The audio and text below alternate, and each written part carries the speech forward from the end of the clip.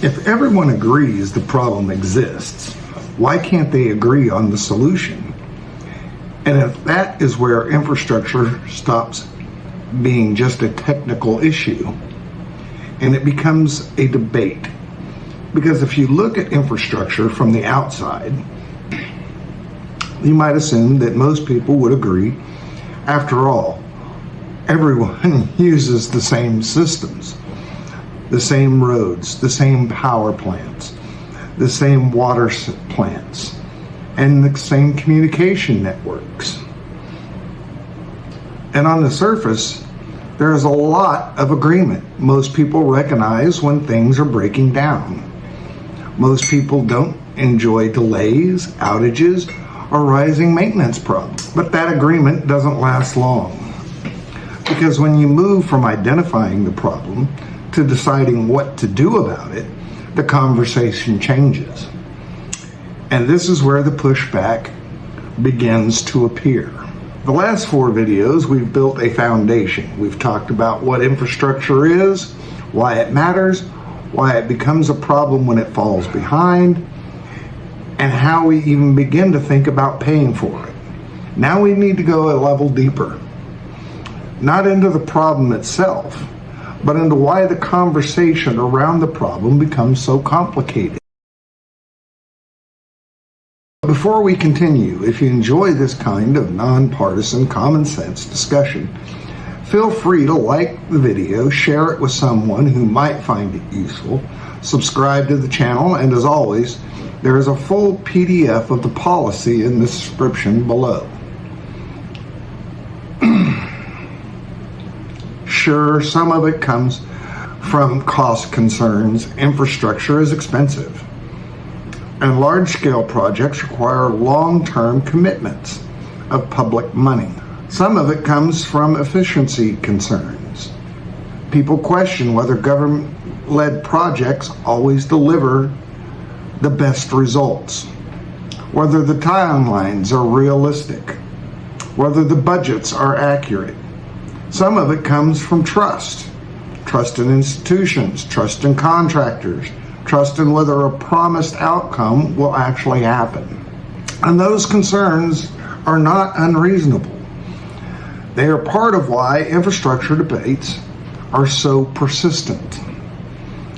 There's also a structural issue that makes the agreement even harder. Infrastructure is not one project. It's thousands of overlapping systems, each with different owners, different responsibilities, different funding sources that make coordination difficult. Even when everyone agrees on the goal and how it should be achieved, a road project might depend on federal approval. A water system upgrade might depend on local funding. A power grid expansion might involve private utilities. So even simple ideas become complicated in practice, not because the idea is wrong, but because the system is fragmented. There is also the issue of timing. The people who approve projects are often not the same people who experience the long-term benefits. And that creates a natural tension between short-term politics cycles and long-term infrastructure needs. A project that takes 10 years to complete may span multiple administrations, and that makes consistency difficult, even when there is agreement at the start. Another layer of pushback comes from priorities, because infrastructure is not the only demand on public resources. There are always competing needs: healthcare, education, defense, debt management, emergency response, and the list goes on. So infrastructure must compete for attention and funding. And that competition shapes outcomes as much as technical needs do. There is also a broader philosophical divide that sometimes appears. Some people believe infrastructure should be primarily public. Others believe private systems can deliver more efficiently. Many fall somewhere in between.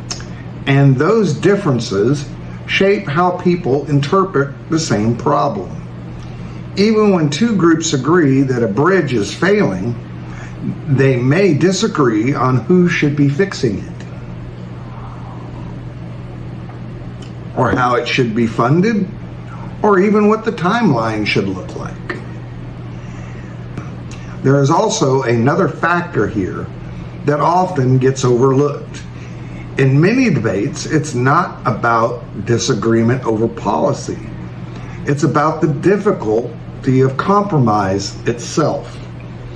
Because compromise can be seen as giving up ground to the other side. And in a highly polarized environment, that can make practical solutions even harder to reach. This is why infrastructure debates often feel more complicated than they should, because they are not just technical debates. There are also institutional debates, and sometimes ideological ones. But underneath all of that, there is still one shared reality, and that is that these systems must function. Because when they don't, everyone in the country feels it. And the next and final video will step back and bring all of these together, not to argue for a single solution, but to reflect on what the entire conversation means when viewed as a whole. And that's where we're going to pause today's video, and I hope to see you again in 1 week for the next video. This has been Not in Kansas Anymore. Goodbye for now.